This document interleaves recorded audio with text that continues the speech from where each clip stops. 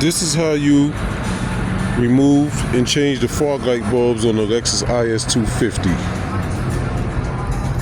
Well, as we know, my front bumper been banged up, so you pretty much got to pull the fender liner forward, and you put your hand in, and you grab the back of the fog.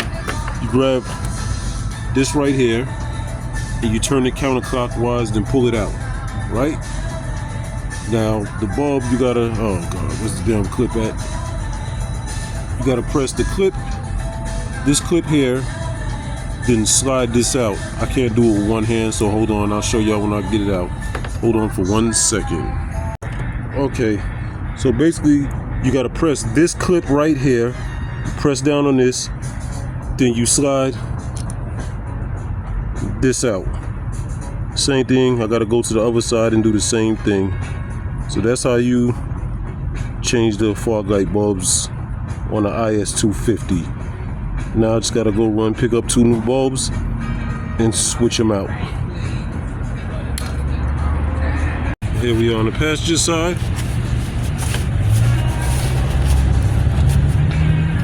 Oh man, this one is a little tighter.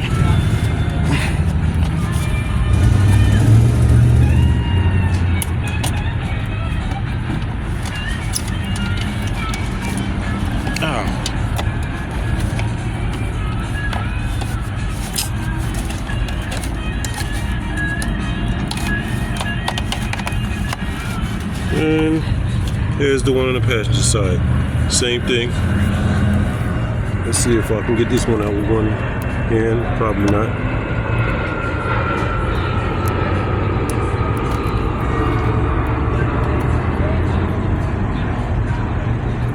Nope.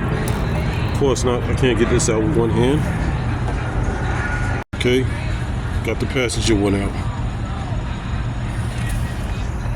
Okay, now for the easier part, putting them back in.